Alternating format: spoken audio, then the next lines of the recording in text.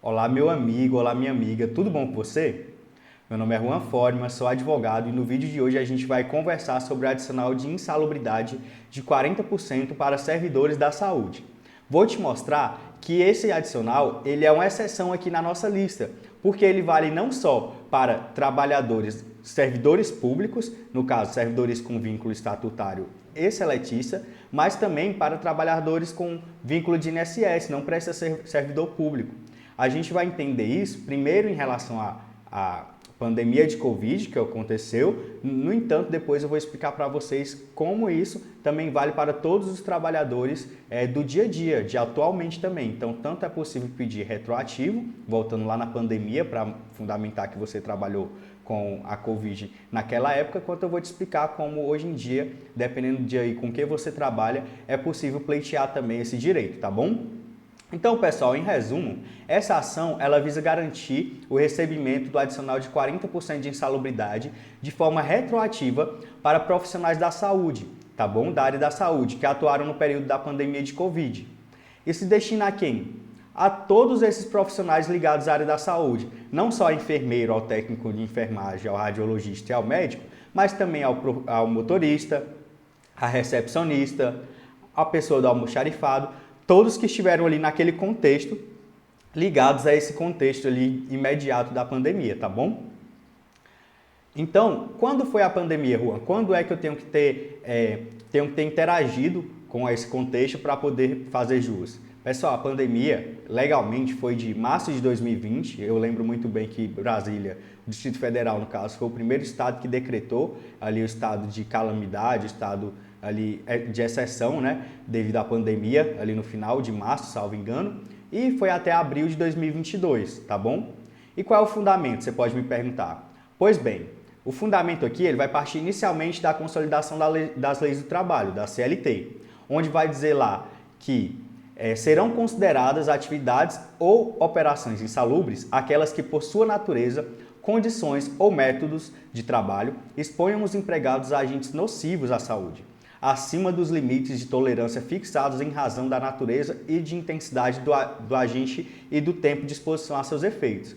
Então, só por aí a gente já tem uma base do que é insalubridade / periculosidade.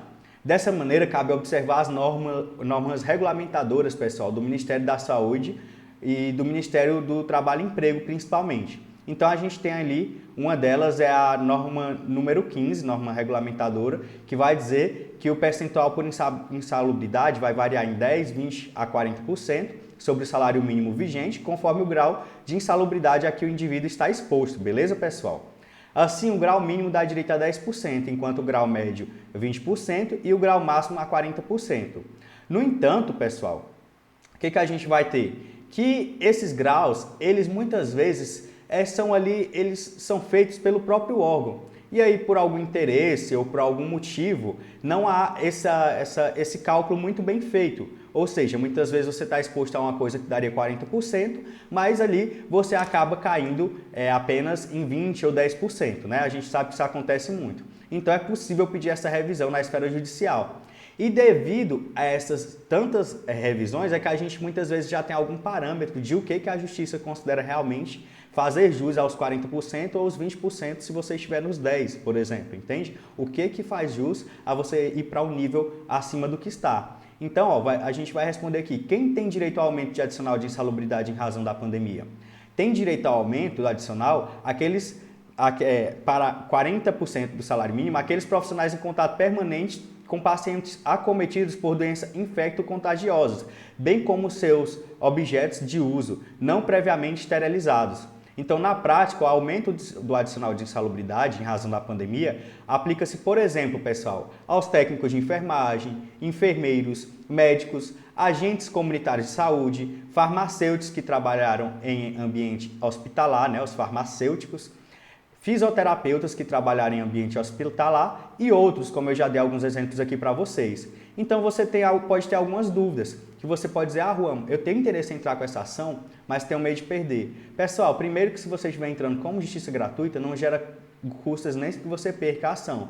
Segundo, que você pode pensar que demora para receber, mas eu já expliquei várias vezes aqui no canal, talvez você, se for uma pessoa que já assistiu outros vídeos, pode até entender, que a gente tem lá as operações de pequeno valor, porque se for contra o Estado, você recebe como precatório, correto?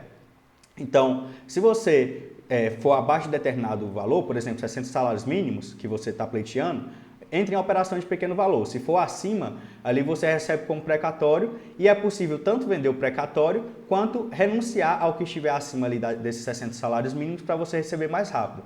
Então, além disso, muitas vezes, que é o que eu também fiquei de conversar com vocês aqui dentro do nosso vídeo, acontece o seguinte: você trabalhou lá no período da pandemia com atividades como essa, você tem direito, ou pode também não ter. Mas vamos supor que atualmente você está trabalhando atendendo pessoas que têm doenças infecto-contagiosas de alto grau, né, de risco. Vamos supor AIDS, entre outros.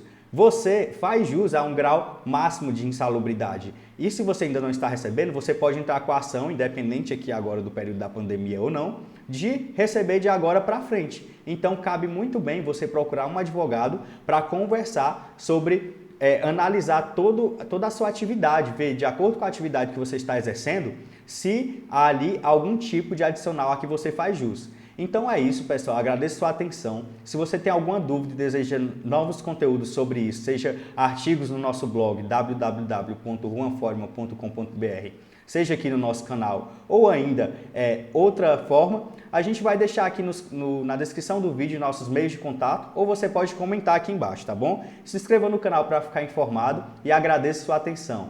Até mais!